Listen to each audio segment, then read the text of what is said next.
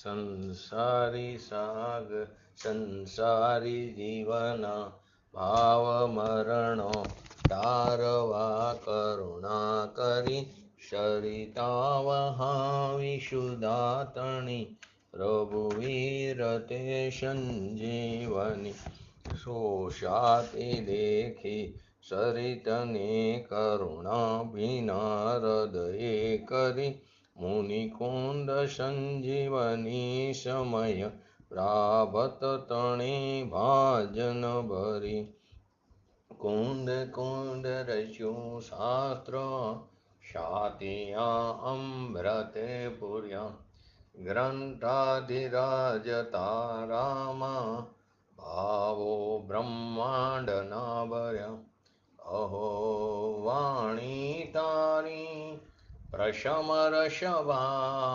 વેનિતરતી મુમુક્ષુને પાતી અમૃત રસ અંજલિ ભરી ભરી અનાદિની મૂર્છા વિશતણી ત્વરાથી ઉતરતી વિભાવેતી થંભે સ્વરૂપ ભણી દોડે પરિણતિ તુષે નિશ્ચય ગ્રંથ ભંગ સગરા વ્યવહારના ભેદવા તું પ્રજ્ઞાશિણી જ્ઞાનને ઉદયની સંધિ સહુ છેદવા સાથે સાધકનો તો ભાનો જગનો સંદેશ મહાવીરનો વિષામો ભવ ક્લાંત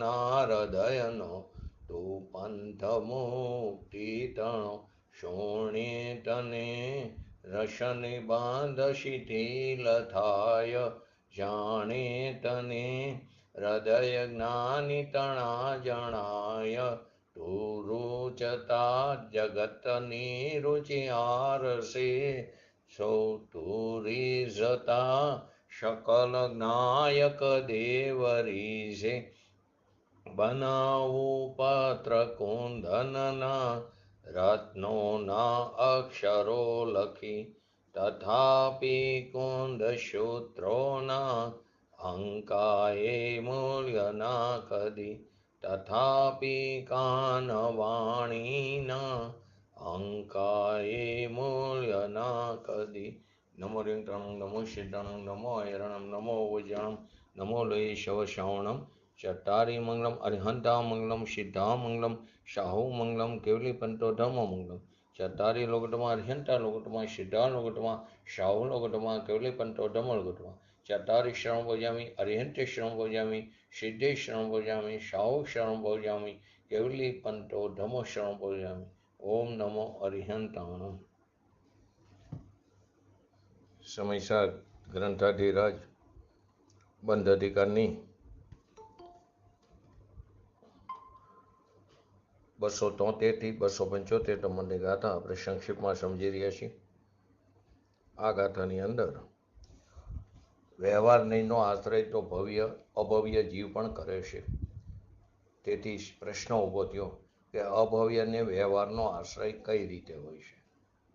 11 અંગ અને 9 પૂર્વ સુધીનું જ્ઞાન થવા છતાં પણ એને અજ્ઞાની કેમ કહેવામાં આવ્યો છે અને એની શ્રદ્ધા સાચી કેમ નથી તે વાતની ચર્ચા એનો ઉત્તર રૂપે 273 થી 275 નંબરની ગાથાનો ઉદ્ભવ થયો. તો પહેલા એનું હરિગીત જોઈ લઈએ. 273 થી 275.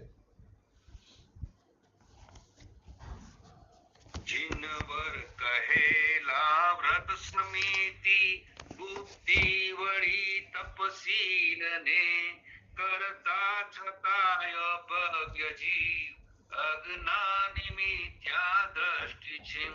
મુક્તિ તણી સરદા રહિત અભવ્ય જીવ શસ્ત્રો પણ જ્ઞાનની સરદા રહિત ને પઠન એ નહીં ગુણ કરે. તે ધર્મને સરદે પ્રતિત રુચિ અને સ્પર્શન કરે. તે ભોગ હેતુ ધર્મને નહીં કર્મ ક્ષયના હેતુને.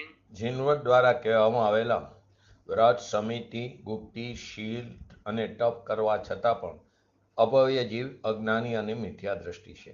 273માં 274માં મોક્ષની શ્રદ્ધાથી રહિત અભવ્ય જીવ શાસ્ત્રોનું તો વાંચન કરે છે, પરંતુ જ્ઞાનની શ્રદ્ધાથી રહિત હોવાથી એને શાસ્ત્ર પતન ગુણ એટલે કે લાભ કરતું નથી. એટલે કે શાસ્ત્ર પતનથી તેને અસલી લાભ પ્રાપ્ત થતો નથી. અને 275માં અભવ્ય જીવ ભોગના નિમિત્તરૂપ ધર્મની શ્રદ્ધા કરે છે.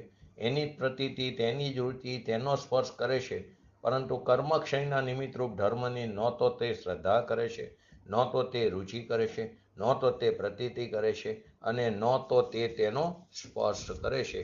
આ એનો સંક્ષિપ્તમાં સારાંશ થયો. આપણે તેમાં પૂજ્ય ગુરુદેવશ્રીના આધારે આપણે પ્રવચન તો જોશું, પરંતુ એમનું સંક્ષિપ્તમાં જે વાત છે જોઈ લઈએ. અહીંયા આ ગાથામાં અભવ્યનું ઉદાહરણ આપીને સમજાવ્યું છે કે જેઓ જિનેન્દ્ર ભગવાન દ્વારા કહેલા શીલ, તપને પરિપૂર્ણ એટલે પૂર્ણ તો ખરા, પણ પરી એટલે સમસ્ત, એ પરિપૂર્ણ પારે છે, છતાં પણ એમને ધર્મ થતો નથી. કારણ કે તે વ્યવહાર, વ્રત, તપ આ એકાંતરૂપ પરાશ્રિત રાગનું તે પરિણમન છે. એ આ બધું કેવું છે? એકાંતરૂપ પરાશ્રિત રાગનું પરિણમન છે. અને રાગથી ક્યારેય વિતરાગ ધર્મની પ્રાપ્તિ થતી નથી. એવો 11 અંગને 9 પૂર્વ સુધીના જે શાસ્ત્રો છે, શ્રુત છે, એને કંઠસ્થ કરી લે છે. 11 અંગ અને 9 પૂર્વ સુધીના શ્રુતને, પરંતુ તે બધા રાગ છે. હવે વિચારો, 11 અંગ અને 9 પૂર્વ એટલે તમે એને સમજો છો કેટલું થયું? 11 અંગ અને 9 પૂર્વ એટલે કેટલી અદ્ભુત વાત છે. છતાં એને કંઠસ્થ કર્યું છે, પરંતુ છતાં પણ તે કેવા છે? આત્મજ્ઞાનથી રહિત હોવાથી તે બધું નિરર્થક છે. જો આપણે જોઈ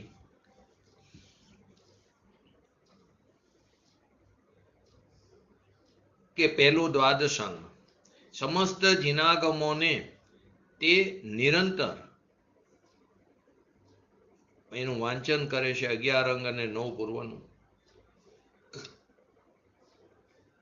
12 અંગની એ સમય દ્રષ્ટિને તો પહેલું પ્રથમ આચરાંગ તો કેવું છે? 18,000 પદો, જેની અંદર મુનિ ધર્મનું વર્ણન છે.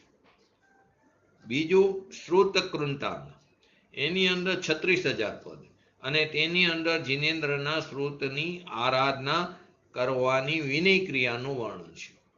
ત્રીજું સ્થાનાંગ, જેની અંદર 42,000 પદ છે, અને તેમાં 6 દ્રવ્યના એક અનેક સ્થાનોનું વર્ણન છે.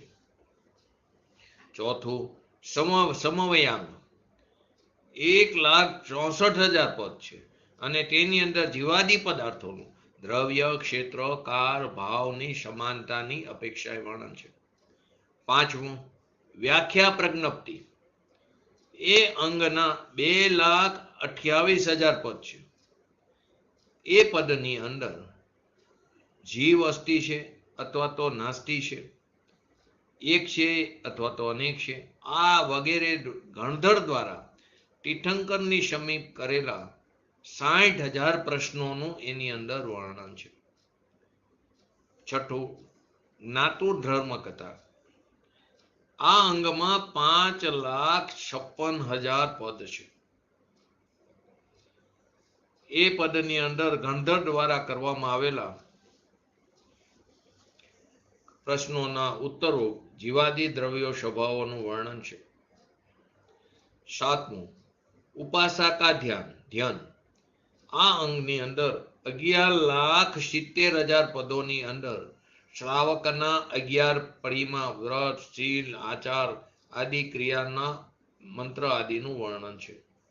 આઠમું અંતકૃત દશાંગ ના 23,28,000 પદોમાં એક તીર્થંકરના તીર્થકારમાં 10 મુનિ ઉપસર્ગ સહિત સંસારનો અંત કરીને નિર્વાણને પ્રાપ્ત થયા તેનું વર્ણન છે.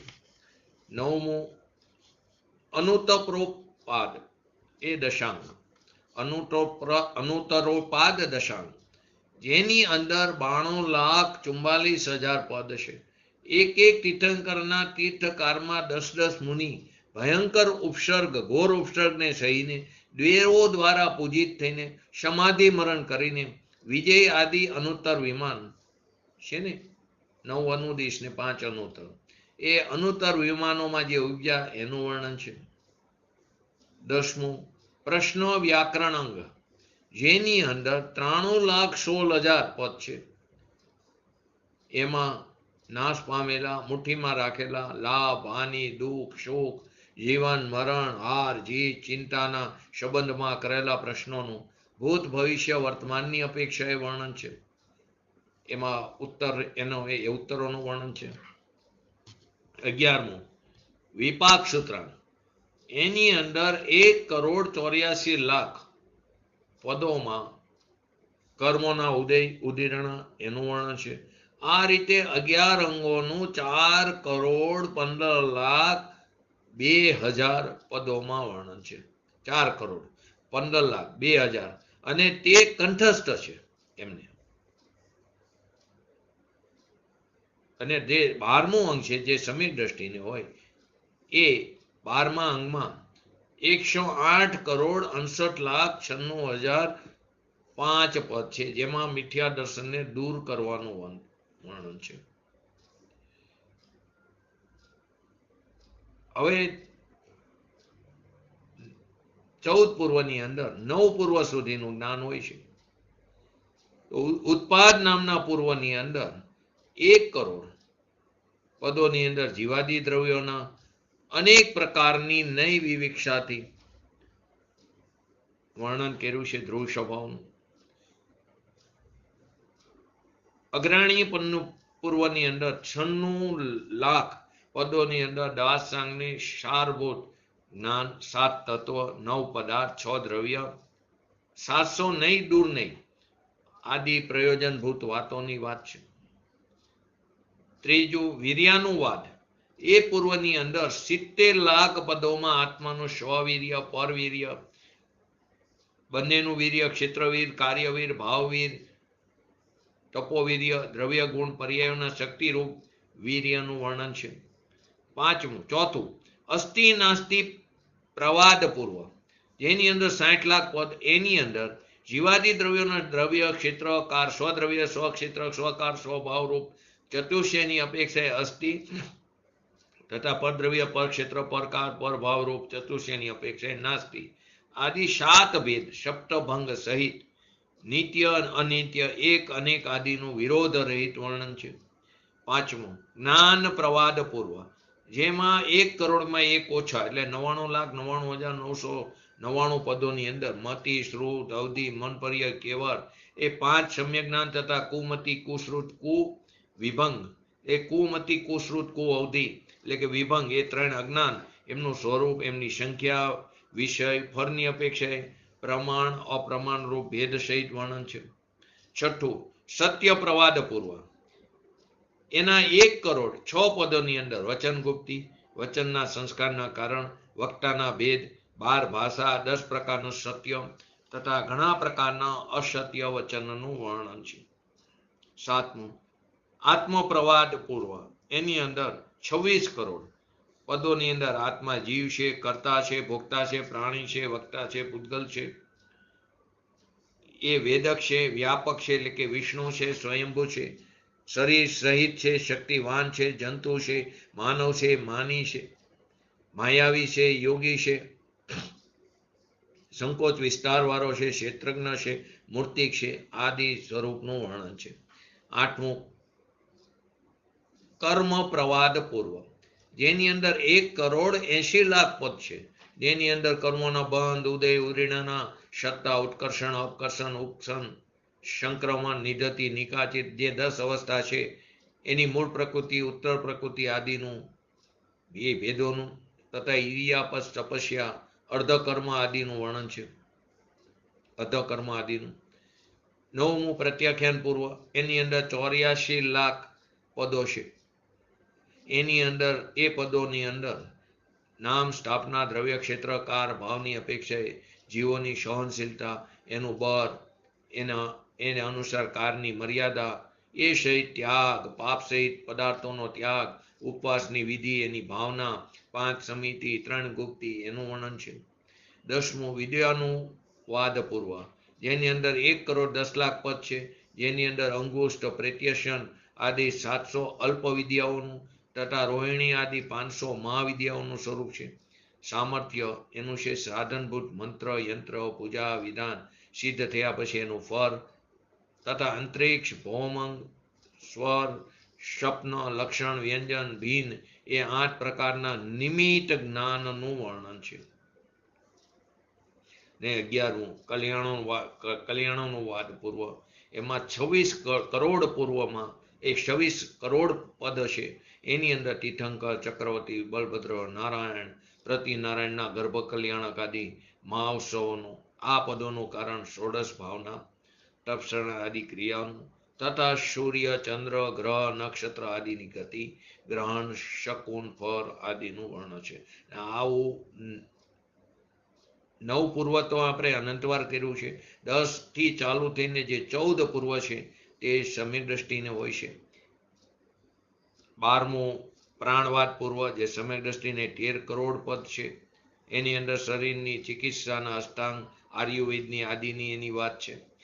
13મું પદ ક્રિયા વિશાલ પૂર્વ છે, જે 9 કરોડ પદોમાં સંગીતની બધી વાત છે. શિલ્પ વિજ્ઞાનની છે, ગર્ભધાન આદિ 84 ક્રિયાઓ, 25 દેવ વંદના આદિ ક્રિયા, નિત્ય નૈમિતિક ક્રિયાઓનું વર્ણન છે. 14મું ત્રિલોક બિંદુસાર પૂર્વ, એમાં 12 કરોડ 50 લાખ પદમાં 3 લોકનું સ્વરૂપ છે. 26 પરિક્રમા, 8 વ્યવહાર, 4 બીજ આદિ ગણિત, મોક્ષનું સ્વરૂપ. આ રીતે 14 પૂર્વની અંદર 95 કરોડ 85 લાખ 95 કરોડ 50 લાખ 5 પદોમાં 14 પૂર્વનું વર્ણન છે. પરંતુ આપણે 11 અંગ અને 9 પૂર્વ સુધીનું જ્ઞાન અનંતવાર કરી ચૂક્યા છે. અહીં અત્યારે એની વાત ચાલી રહી છે. તો કે આવું જ્ઞાન તો અનંતવાર કરી ચૂક્યા છે, એનું કંઠસ્થ કર્યું છે. અભવ્ય, પણ ભવ્યની તો વાત જુદી છે, અહીં તો અભવ્યની અપેક્ષા વાત છે ને.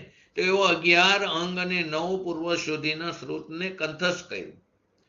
પરંતુ તે બધો પણ કેવો છે? રાગ છે, વિકલ્પ છે, વ્યવહાર છે, બંધનું કારણ છે. આવો બધું આવ્યું હોય આવી જ ને. આપણે જો અંદર પૂર્વ મેં એટલે જ અંદર શું શું આવે એ કીધું. બધી અંદર વાત આવી ગઈ, 9 તત્વની વાત આવી ગઈ, બધું આવી ગયું. પરંતુ સૂક્ષ્મ રાગ રહી ગયો.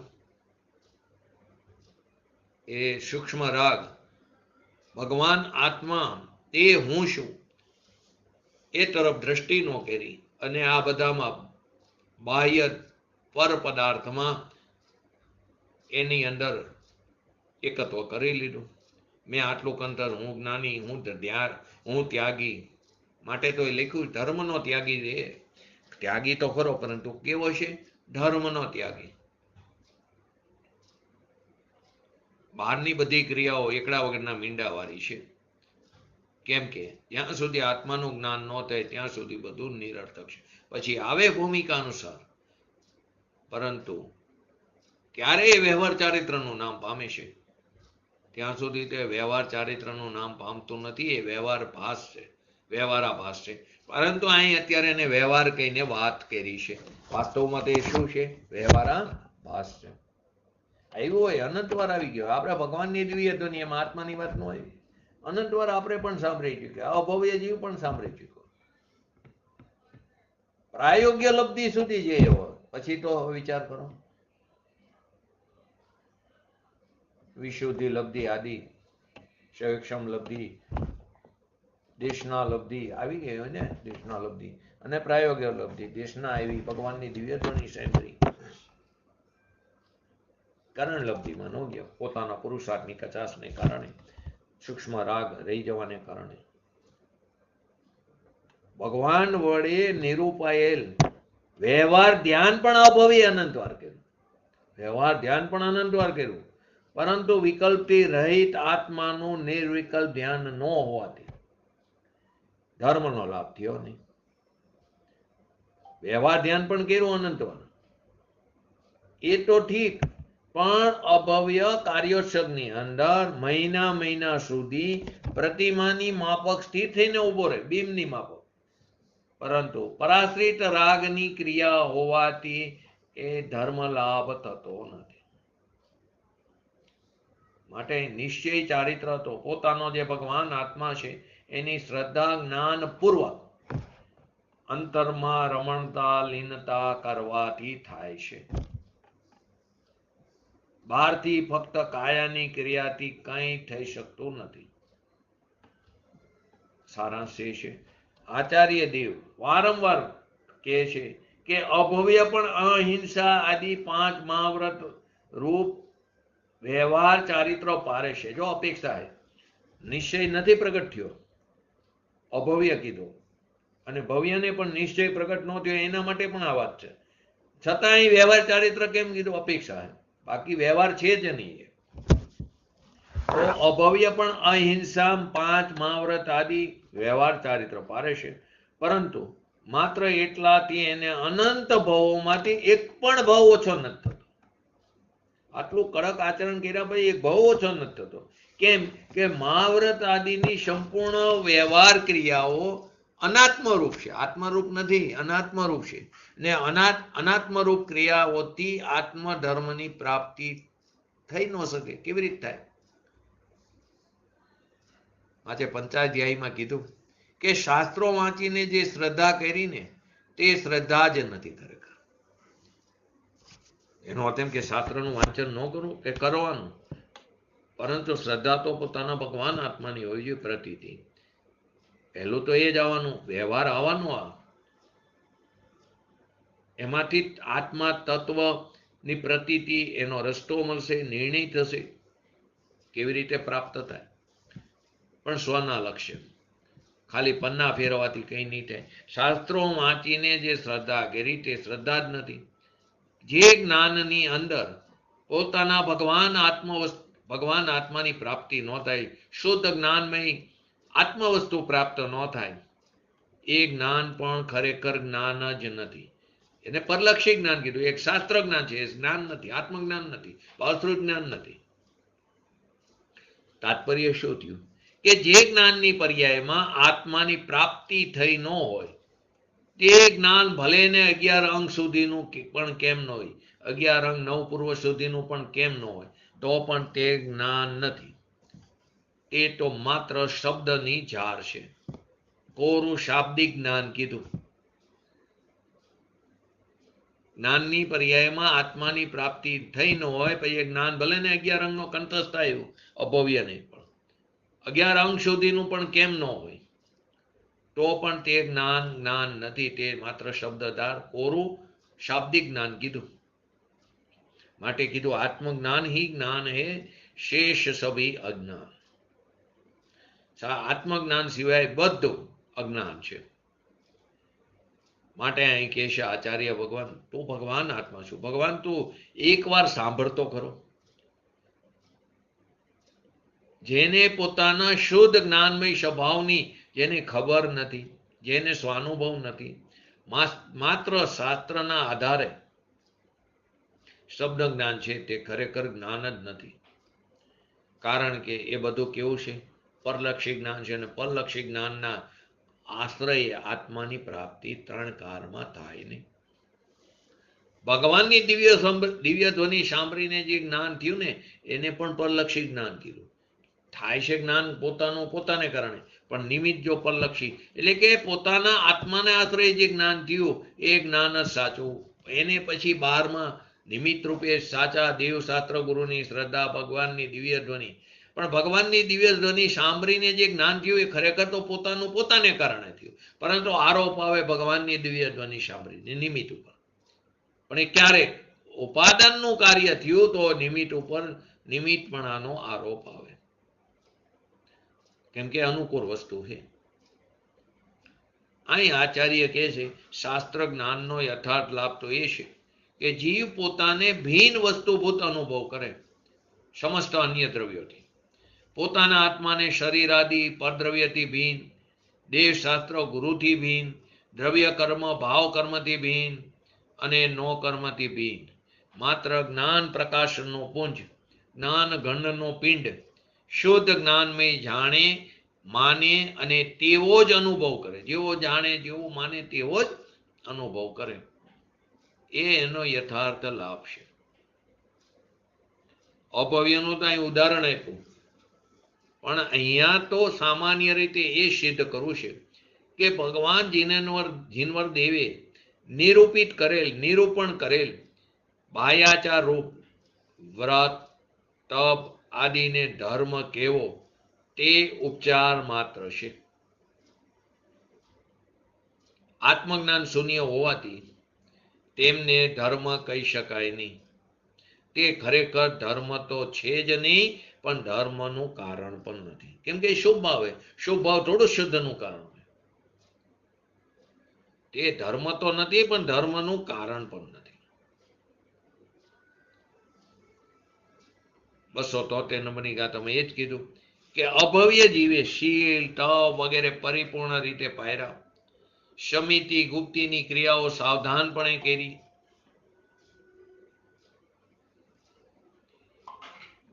અભવ્ય જીવે શીલ તપ વગેરે પરિપૂર્ણ રીતે પાયરા, સમિતિ ગુપ્તિની ક્રિયાઓ સાવધાનપણે કરી, મહાવ્રત આદિ અનંતવાર પહેર્યા.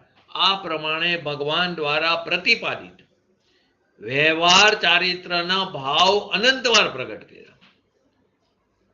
અભવ્યની અપેક્ષા ભવ્ય પણ આપણે પણ આવું અનંતવાર કરી ચૂક્યા છે, તો પણ તે અજ્ઞાની મિથ્યા દ્રષ્ટિ અને અચારિત્રવંત છે. કેમ? આત્મજ્ઞાનથી લેશ છે. તેથી શાસ્ત્ર જ્ઞાન અથવા પાંડિત્ય દર્શનના લક્ષ્યથી કે હું કંઈક વાંચું સમજું તો હું પંડિત થઉં અને બધાને સમજાવું, તે લક્ષ્યથી શાસ્ત્ર અભ્યાસ ન કરવો અને એ ન કરતા પોતાના ભગવાન આત્માને સમજવાના અને પ્રાપ્ત કરવાના લક્ષ્યથી ખરેખર શાસ્ત્રોનો અભ્યાસ કરવો જોઈએ. આપણે શું કરીએ? બાહ્ય હેતુભૂત શુભ ભાવના હેતુરૂપ કરીશી ધાર્મિક ક્રિયાઓ. સારા સંયોગો મળે, આ મળે તે મળે, મારું સમાજમાં નામ થાય, મારા જાણપણાનું પ્રશંસા થાય, જાત જાતના મદથી ફસાયેલા છે.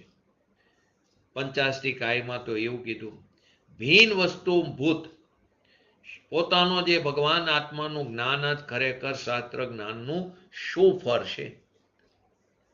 પોતાના ભગવાન આત્માનું જ્ઞાન થાય તો જ એ શાસ્ત્ર જ્ઞાનનું ફળ છે. પાંડે રાજમલજીએ 13મા કળશમાં એમ કીધું કે 12 અંગનું જ્ઞાન પણ વિકલ્પ છે. આપણે અત્યારે 11 અંગ અને 9 પૂર્વના નામ, એની અંદર રહેલા શ્લોકો પદોની ચર્ચા કરી, એમાં શું શું આવે એની પણ ચર્ચા કરી આગળની 15-20 મિનિટમાં. તો 12 અંગનું જ્ઞાન પણ વિકલ્પ છે. શ્રુતમાં એમ કીધું કે શુદ્ધ આત્માનુભૂતિ માર્ગ એ જ મોક્ષ માર્ગ છે. શુદ્ધ આત્માનુભૂતિ એ જ મોક્ષ માર્ગ છે. અને એટલે એનો અર્થ શું છે? દ્વાદશાંગનો સાર માત્ર આત્માનુભૂતિ જ છે.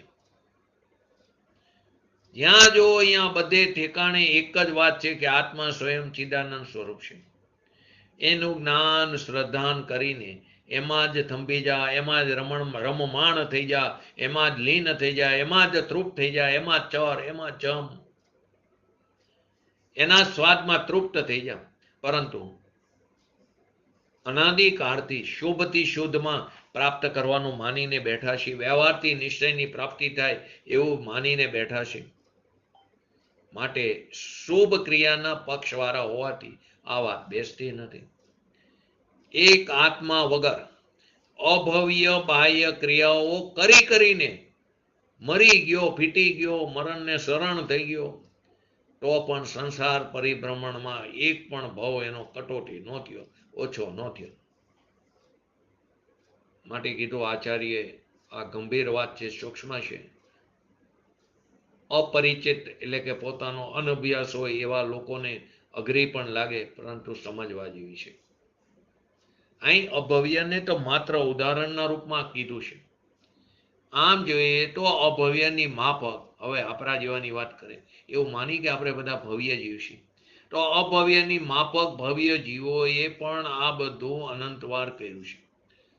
અનંતવાર નગ્ન દિગંબર મુનિપણું મિથ્યા દ્રષ્ટિ દ્રવ્યલિંગી મુનિપણું અનંતવાર ધારણ કરી ચૂક્યા છે. અને જેટલી વાર મુનિપણું ધારણ કર્યું એ કમંડરનો ઢગલો કરી તો મેરુ પર્વત જેટલો ઊંચો થાય, અને માતાઓનું જે રુદન છે એનું આંસુ ટીપા ભેગા કરો તો સ્વયંભૂ રમણ સમુદ્ર જેટલું થાય, એટલી વાર નગ્ન દિગંબર મુનિપણું ધારણ કરી શકાય છે આત્મજ્ઞાન વગર. અને એના ફળ સ્વરૂપે અનંત વાર આપણે 31 સાગરો પમ 9મી ગ્રીવેક સુધી જે, પરંતુ સંસાર પરિભ્રમણનો એક ભવ પણ ઓછો કરી શકા નહીં. આત્મજ્ઞાન બિના લેશ સુખ ન પાય. દિગંબર જૈન સાધુ થઈને શું થયું? દિગંબર જૈન સાધુ થઈને આપણે અનંતવાર 9મી ગ્રેવ્યક સુધી ગયા, પણ આત્મજ્ઞાન ન થયું. તેથી લેશ માત્ર પણ સાચું સુખ ન મળ્યો. જો પૂજ્ય ગુરુદેવ આ વાત વારંવાર કરતા, તો અન્ય દિગંબર મતમાં એવી માન્યતા થઈ ગઈ કે સોનગઢ વાળા મુનિઓની નિંદા કરે છે, એને માનતા નથી. એમ નથી. પૂજ્ય ગુરુદેવ શ્રી કહેતા, ભાવલિંગી મુનિરાજના અમે તો દાસાનું દાસ છે. એ હાલતા ચાલતા સિદ્ધ કીધા, પરંતુ કોણ? ભાવલિંગી મુનિરાજ. એ પૂજનીય છે, એ જ અષ્ટદ્રવ્ય કરતી પૂજનીય છે. મિથ્યા દ્રષ્ટિ દ્રવ્યલિંગી મુનિરાજ હોય, આપણને તો ખબર નથી કે આ મિથ્યા દ્રષ્ટિ કે ભાવલિંગી છે, દ્રવ્યલિંગી. આ મિથ્યા દ્રષ્ટિ દ્રવ્યલિંગી એક ભાવલિંગી, એ તો આપણને ખ્યાલ ન આવે. પરંતુ એને યથા યોગ્ય આચરણ કરતો હોય કડક, તો એવા મુનિરાજ ભલે ને તે દ્રવ્યલિંગી હોય તો પણ તે વંદનીય છે, પૂજનીય નહીં. પણ યથા યોગ્ય, પોતાના માટે ચોખાનો હાર પણ ન લે, પ્રાણ જાય તો પણ ન લે, કડક આચરણ કરતો હોય, ચામડી ઉતેડી નાખો ને અંદર મીઠું ગભરાવો તો ઉકારો ન કરે, 28 મૂળ ગુણો નું યથા યોગ્ય પાલન કરે, 5 સમિતિ, 3 ગુપ્તિ, 5 મહાવ્રત આદિનું, ને બાહ્યથી નગ્ન દિગંબર પણ એ વંદનીય છે, પૂજનીય નહીં. એ ભાવલિંગી મુનિરાજ. તો અર્થનો અનર્થ કરી નાખો. તો અહીં એ જ કહે છે, આત્મજ્ઞાન વગર બધું નકામો, લેશ માત્ર પણ એને સાચો સુખ ન મળ્યો. એ કેમ કે મિથ્યા દ્રષ્ટિ જ રહ્યો, એ કારણે ત્યાં પણ નિત્ય કર્મ ફળ ચેતનાનો જ અનુભવ કરતો રહ્યો. નિત્ય જ્ઞાન ચેતના માત્ર વસ્તુની એને શ્રદ્ધા જ ન કરી, પ્રતીતિ જ ન કરી.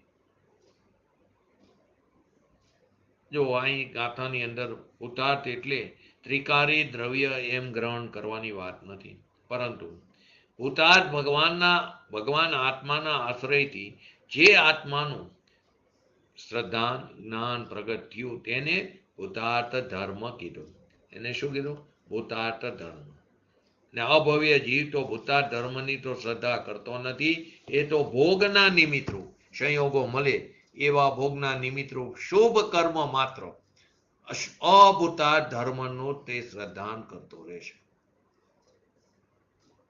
માટે કીધું શુદ્ધ ચૈતન્ય ઘન આત્માના આશ્રયથી જે જ્ઞાન માત્ર પરિણામ ઉત્પન્ન થાય છે તે કર્મથી અથવા તો સંસારથી છૂટવામાં નિમિત્ત છે. એ પણ નિમિત્ત છે. કર્મ પોતાની યોગ્યતાથી અકર્મ રૂપે પરિણમી જાય. અહીં અત્યારે એ વાત નથી. અહીં અત્યારે પોતાના ભગવાન આત્માના આશ્રયથી જે જ્ઞાન માત્ર પરિણામ ઉત્પન્ન થાય એ કર્મથી અથવા તો સંસારમાંથી છૂટવામાં નિમિત્ત છે. આ કારણે તેને ભૂતાર્થ અથવા સત્યાર્થ ધર્મ કીધું. અને પરના આશ્રયથી જે શુભ નામ કર્મ પરિણામ, પરના આશ્રયથી જે શુભ કર્મ માત્ર જે પરિણામ થાય છે તે બધા બંધમાં અથવા તો ભોગમાં નિમિત્ત છે. બંધ અને ભોગમાં નિમિત્ત છે. આ કારણે તેને અભૂતાર્થ કીધું. અહીં એમ કીધું અભવ્ય જીવ શુભ કર્મરૂપ માત્ર ને માત્ર અભૂતાર્થ ધર્મનું શ્રદ્ધાન કરે છે, સત્યાર્થ ધર્મનું તે શ્રદ્ધાન કરતો જ નથી. એટલે તો એ અધિકારથી છે ને અનંતકાળ સુધી ત્યાં જ રહેવાનું. આ પ્રમાણે ગાથામાં એમ કહેવામાં આવ્યું, જૈન શાસ્ત્રોનું અધ્યયન મનન કરીને જૈનાગમમાં નિરૂપિત વ્રત, શીલ, સંયમ આદિનું સંભવ નિર્દોષ પાલન કરતો હોવા છતાં પણ અભવ્ય જીવ અજ્ઞાની જ રહે છે. એ મિથ્યા દ્રષ્ટિ જ રહે છે. એને ન તો જૈનાગમના અભ્યાસથી આત્મજ્ઞાન રૂપ વાસ્તવિક જ્ઞાનનો લાભ પ્રાપ્ત થાય છે, અને ન તો તેના વ્રત, શીલ, સંયમ પણ સમ્યક ચારિત્ર રૂપ હોય છે. તેનું સંપૂર્ણ ધર્મનું આચરણ ભોગોનો હેતુ જ હોય છે, મુક્તિનો હેતુ નથી. કારણ કે ન તો તે પરમાગમના મર્મને જ સમજી શકે છે, અને ન તો શુભ ભાવરૂપ પુણ્ય કર્મથી ઉપર ઉઠી શકે છે. એનાથી ઉપર આવવું જોઈએ, એનાથી ઉપર ઉઠી શકતો નથી. કેમ? તો કે વાસ્તવિક સુખને જ જાણતો નથી. એ બાહ્ય સુખને સુખ માની લીધું છે, એને ઓળખતો જ નથી વાસ્તવિક સુખને. એ સંસારી સુખને જાણે છે, માને છે, અને પુરુષાર્થ પણ એ માટે જ કરે છે, અનુકૂળ સંયોગોને પ્રાપ્ત કરવા માટે.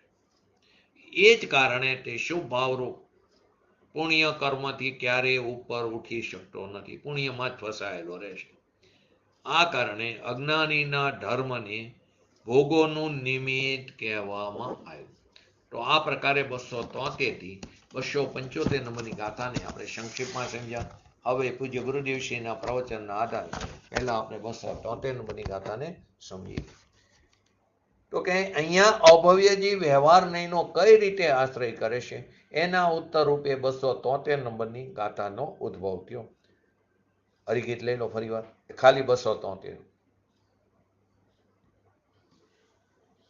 જીનવર કહેલા વ્રત સમિતિ ગુપ્તિ વળી તપશીલ ને કરતા છતાંય અભવ્ય જીવ અજ્ઞાની મિથ્યા દ્રષ્ટિ છે.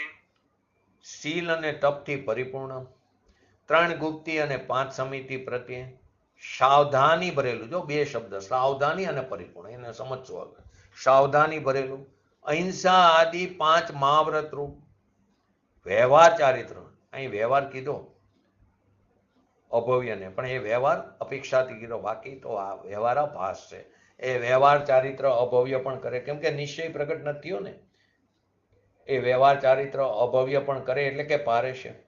તો પણ એ અભવ્ય ની ચારિત્ર નિશ્રાત્રી એટલે કે ચારિત્રથી રહી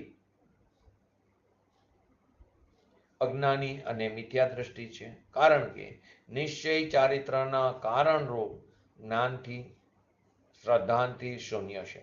ઘણી બધી અપેક્ષાઓ છે. નિશ્ચય ચારિત્રનું કારણ કોણ કીધું? જ્ઞાન અને શ્રદ્ધા. એક બાજુ એમ કે એક ગુણ બીજા ગુણનું કાંઈ પણ કરી શકતો નથી. જ્યાં જે અપેક્ષા હોય તે અપેક્ષા તે સમજવું જરૂરી છે. અહીં પણ સમજશું કઈ અપેક્ષાએ કીધું. તો અભવ્ય જીવ મહાવ્રત, સમિતિ, ગુપ્તિ રૂપ વ્યવહાર ચારિત્ર પારે, તો પણ નિશ્ચય સમ્યક જ્ઞાન, સમ્યક શ્રદ્ધાન વિના તે ચારિત્ર સમ્યક ચારિત્રનું નામ પામતું નથી. માટે તે અજ્ઞાની છે, માટે તે મિથ્યા દ્રષ્ટિ છે, અને માટે તે ચારિત્રથી રહિત એટલે કે અચારિત્ર જ છે. માટે શિષ્યનો પ્રશ્ન થયો ને કે અભવ્ય જીવ પણ વ્યવહાર નહીંનો આશ્રય કઈ રીતે કરે છે? કેવો અભવ્ય? કોઈ દી જેને મુક્તિ થવાની જ નથી, આનંદ ભાવમાં પણ મુક્તિ નથી, એવો અભવી જીવ વ્યવહાર નહીંનો કેવી રીતે આશ્રય કરે છે? આવી જેને જિજ્ઞાસા, એના ઉત્તર રૂપે આ 273 નંબરની ગાથા થઈ.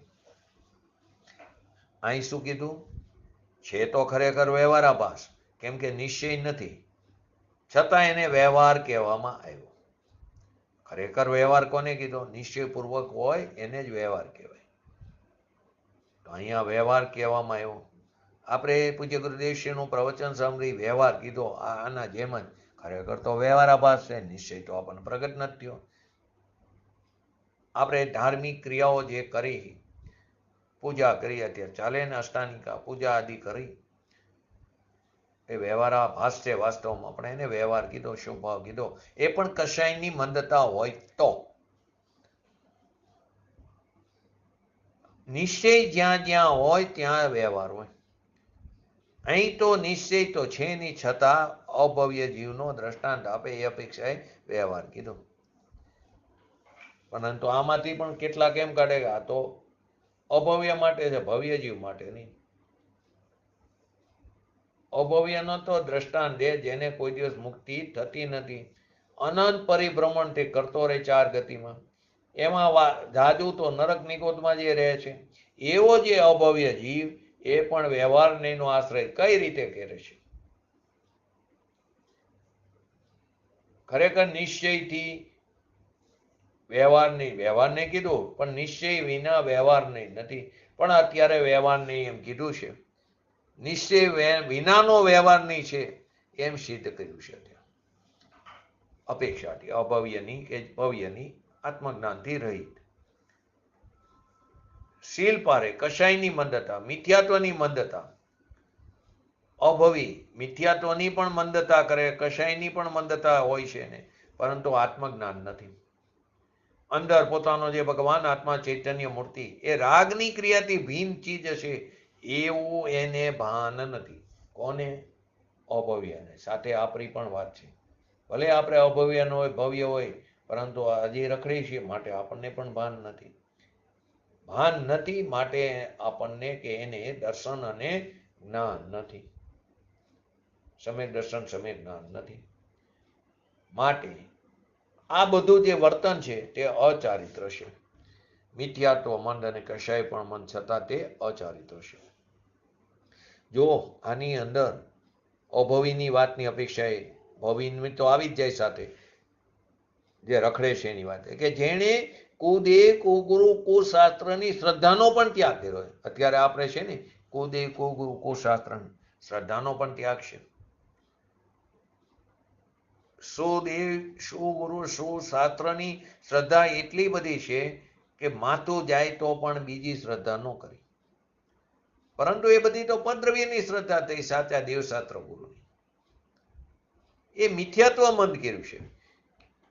કેમ કે કુદેહ કુગુરુ કુશાસ્ત્રની શ્રદ્ધા છોડી છે અને સાચા દેવ ગુરુ શાસ્ત્રની શ્રદ્ધા કરી, એથી એનું મિથ્યાત્વ મન છે. આત્માની અનુભૂતિ નથી ને એની વાત છે. બીજી રીત કહીએ તો ગૃહિત મિથ્યાત્વનો જે નવો પકડ હતો, કેમ કે કોને કીધું ગૃહિત અને અગૃહિત? ગૃહિત એટલે જે આ ભવે નવું ધારણ કર્યું એટલે એને નવું કીધું. આ ભવે ધારણ કર્યું ને કુદેવ કુગુરુ કુશાસ્ત્ર આદિની શ્રદ્ધા, તો એ એને નથી. એ જે નવો પકડ હતો એને મન કરી નાખ્યો. અભિપ્રાયમાં પડ્યું હોય, બહારથી મંદ થઈ ગયું હોય, બહારથી ન હોય. અનાદિનું અગૃહિત મિથ્યાત્વ, જે પોતાના જ્ઞાયક સ્વભાવની દ્રષ્ટિ થવી જોઈએ, અનુભવ થવો જોઈએ, એનો અભાવ છે.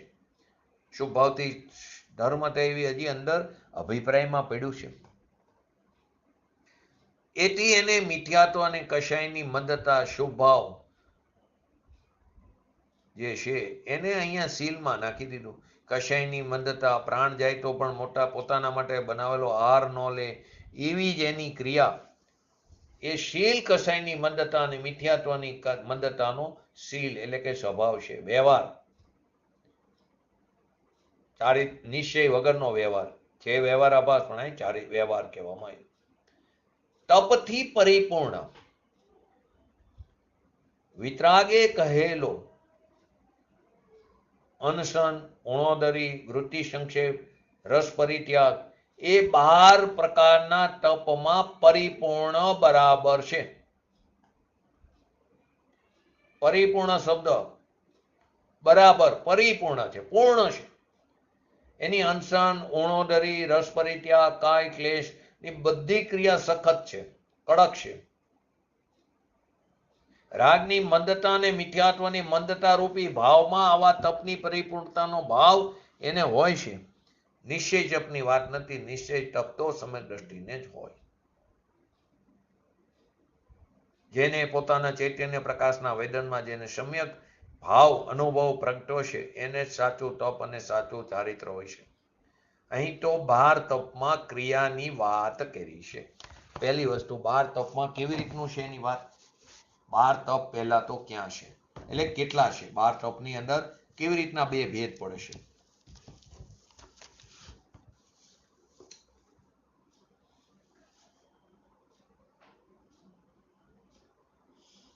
બોલો, બે ભેદ પડે છે ને. 12 તપની અંદર પહેલા તો 2 ભેદ પડે, ક્યાં ક્યાં?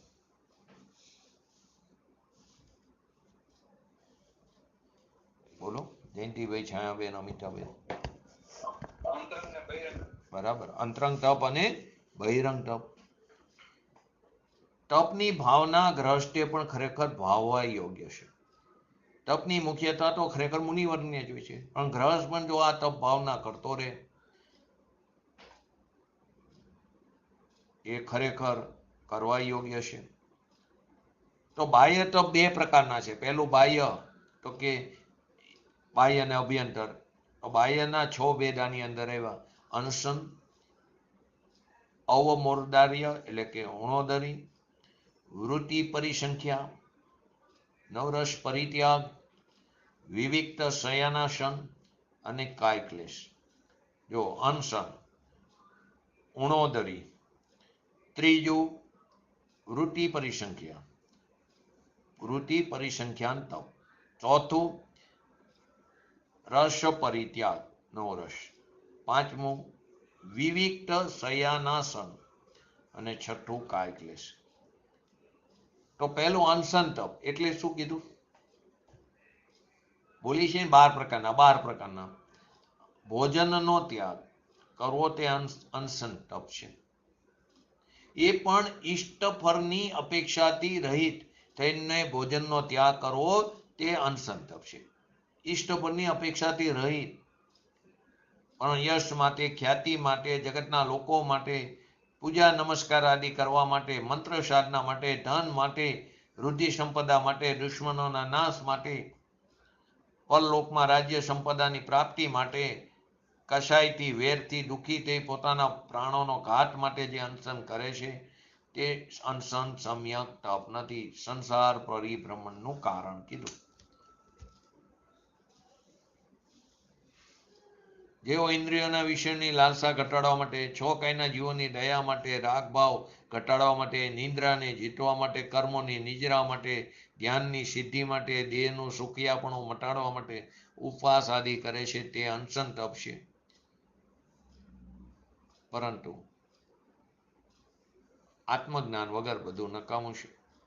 એટલે કે એક દિવસમાં 2 વાર ભોજન કરે, તેમાં સવારનું 1 વાર ભોજન કરવું, સાંજના બીજી વારના ભોજનનો ત્યાગ કરવો. મનુષ્ય સામાન્ય રીતે દિવસમાં 2 વાર, સવારનું ને સાંજનું, એમાં 1 વાર ભોજન કરે, સાંજના બીજા વારના ભોજનનો ત્યાગ કરવો એ અનશન છે. ઘણા પ્રકારના છે.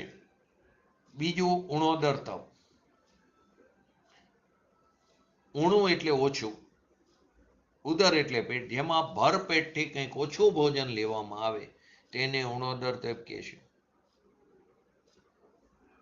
એને અવમોર્દર્ય તપ પણ કીધું.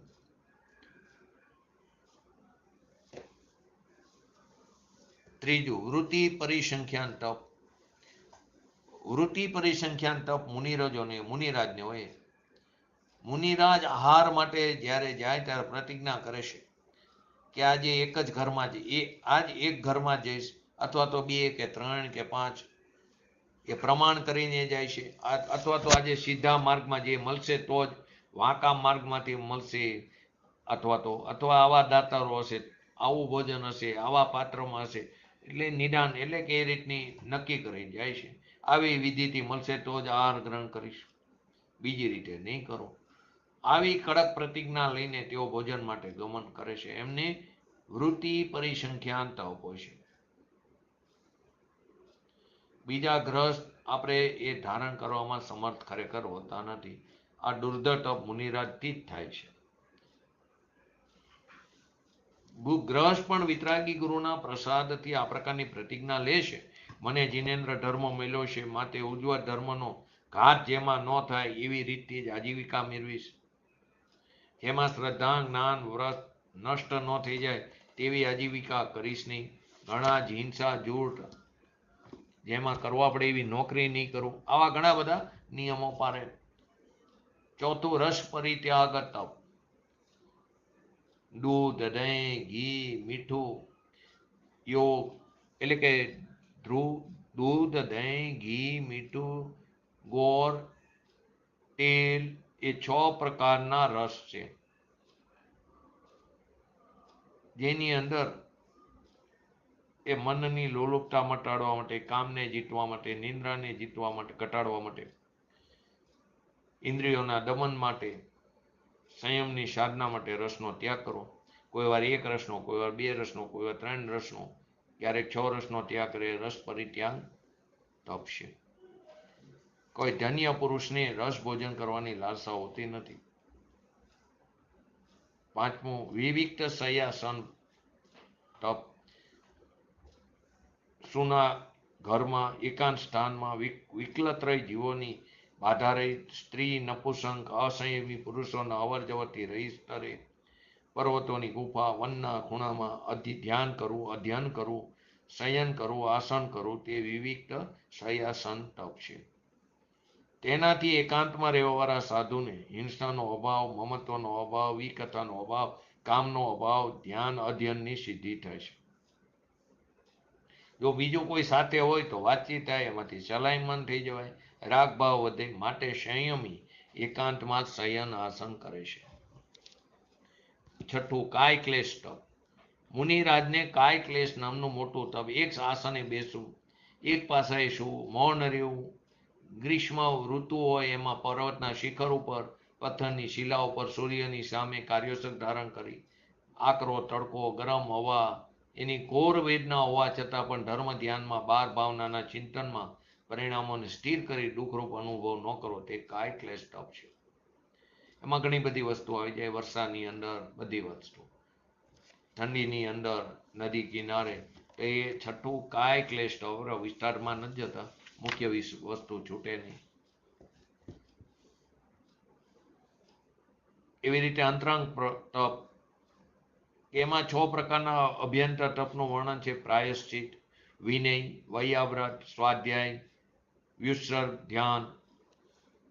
પ્રાયશ્ચિત તપના પણ 9 ભેદ છે. સંખ્યાત અને અસંખ્યાત પણ ભેદ છે. પણ આ પ્રાયશ્ચિત તપ એટલે કે જે ધર્માત્મા છે, જે ધર્મને જેને પ્રાપ્ત કર્યો, વિતરાગતા પ્રાપ્ત કરી, તે પોતાના વ્રત ધર્મમાં કદી દોષરૂપ આચરણ કરતા નથી, બીજાને સદોષ આચરણ કરાવતા નથી. જે દોષ સહિત આચરણ કરે છે તેને મન વચન કાયાથી ભલું નથી કહેતા. જો કદી પ્રમાદથી, ભૂલથી દોષ લાગી જાય તો નિર્દોષ સાધુ સમીપ જઈને સરળ પરિણામોથી 10 પ્રકારના દોષ રહિત આલોચના કરી ગુરુ દ્વારા આપેલ પ્રાયશ્ચિતને પરમ શ્રદ્ધાથી આદરપૂર્વક એ ગ્રહણ કરે. ઘણી બધી એની પણ અંદર વિસ્તાર છે. બધું આ છે ને તમને રત્નકર સવકાચારમાં શુકલાલજીનું એની અંદર મળી જશે. બીજું વિનય તપ.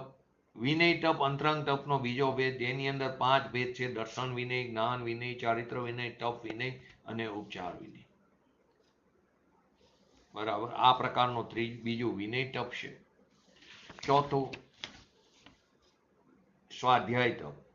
સ્વાધ્યાયના 5 ભેદ છે. વાંચવું, પૂછવું, અનુપેક્ષા, આમાન્ય, ધર્મોપદેશ. આ પ્રકારના સ્વાધ્યાયના પણ 5 ભેદ છે. અને 6 સ્વાધ્યાયની અંદર વક્તાનું સ્વરૂપ, શ્રોતાનું સ્વરૂપ એ બધું અંદર આવી જાય છે. અને 6 કાર્યોસક. 5મું કાર્યોસક તપ. બાહ્ય તથા અભ્યંતર ઉપાધિનો ત્યાગ કરવો, તે કાર્યોસક તપ છે. અને 6 ધ્યાન તપ. આ પ્રકારે 6 પ્રકારના અંતરંગ, 6 પ્રકારના એટલે કે અભ્યંતર અને બાહ્યંતર, બહિરંગ અને અંતરંગ તપ, એ 12 પ્રકારના જે તપ છે એની વાત કરી. એ તપથી 6 પ્રકારના જે અંતરંગ તપ છે ને એનાથી પરિપૂર્ણ, એટલે બહિરંગ તપથી પરિપૂર્ણ, અનશન, ઓણોદરી, વૃત્તિ સંક્ષેપ, રસ પરિત્યાગ, પરિપૂર્ણ એ છે કે એને બધી ક્રિયા સખત છે. કેમ કે રાગની મંદતા અને મિથ્યાત્વરૂપ મંદતાની ભાવમાં આવા તપની પરિપૂર્ણતાનો ભાવ એને હોય છે. નિશ્ચય તપ નથી એને. નિશ્ચય તપ તો સમ્યક દ્રષ્ટિને જ હોય છે કે જેને પોતાના ચૈતન્ય પ્રકાશના વેદનમાં સમ્યક ભાવ અનુભવ પ્રગટ થયો છે, આત્માનો ભાવ પ્રગટ થયો છે, એને સાચું તપ, સાચું ચારિત્ર હોય છે. અહીંયા તો 12 તપમાં ક્રિયાની વાત કરી છે. હજારો રાણી છોડ્યું, કરોડોની પેદાશની આજીવિકાને છોડી દીધી હોય, વેપાર ધંધાથી બંધ કર્યો હોય, એના માટે આહાર કરેલો હોય તો પ્રાણ જાય તો પણ ન લે, એવો જ એને મન કશાયનો સ્વભાવ જ થઈ ગયો છે. અનશન ઉણોદરીમાં પરિપૂર્ણ છે. અનશનમાં 6 મહિનાના ઉપવાસ કરે, ઉણોદરીમાં એક રસ લઈને બીજા રસનો ત્યાગ કરે. અનશન, ઉણોદરી, વૃત્તિ સંક્ષેપ, એટલે ઘણી જ વૃત્તિઓને તે ટૂંકી કરી નાખે, સંક્ષેપ કરી નાખે. અમુક ઘરે જ જવું એટલે પરિમાણ કરી નાખે, મર્યાદા કરી નાખે, અમુક ચીજ મળે તો જ લેવી, નહીતર ન લેવી. એવી જેની ઘણી ક્રિયા કશાયની મંદતાપૂર્વક હોય, દુનિયા એને ત્યાગી માને. અહીં તો તપથી પરિપૂર્ણમાં રસ પરિત્યાગ, કાય ક્લેશ, પ્રતિસંયમતા, ઇન્દ્રિય દમન, કે જે શરીરથી વિષય સેવતો નથી, બ્રહ્મચર્ય પારે, એને અહીંયા તપમાં પરિપૂર્ણ કીધો. અનશન, ઉણોદરી, વૃત્તિ સંક્ષેપ, રસ પરિત્યાગ, છતાં તે મિથ્યા દ્રષ્ટિ કીધો.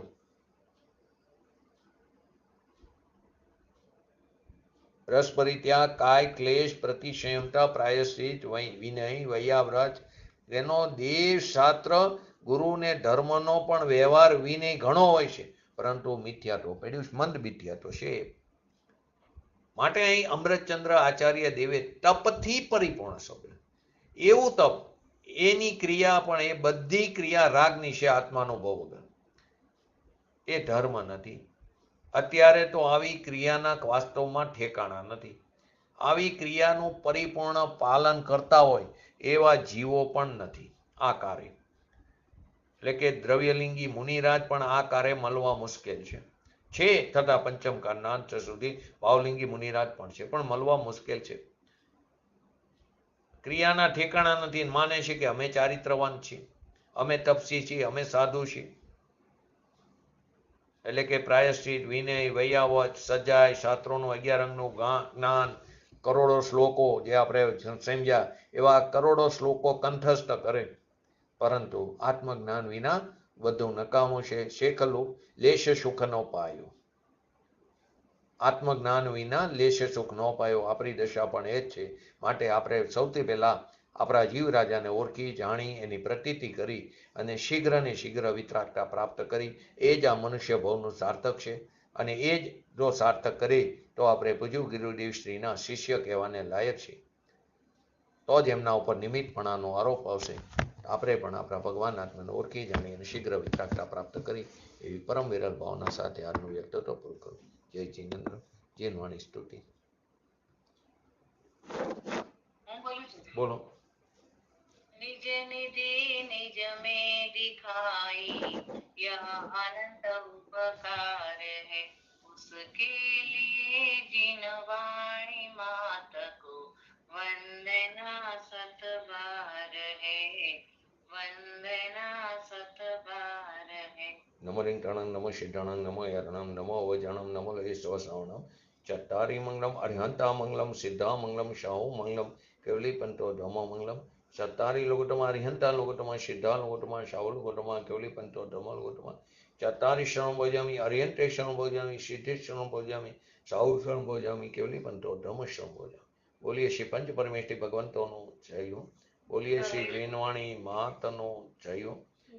बोलिए श्री परम ब्रह्मकारी श्री सदगुरु देवनो जय हो. बोलिए श्री प्रसन्नमूर्ति भगवती मातनो जय हो. बोलिए श्री सनातन जैन दिगंबर धर्मनो जय हो.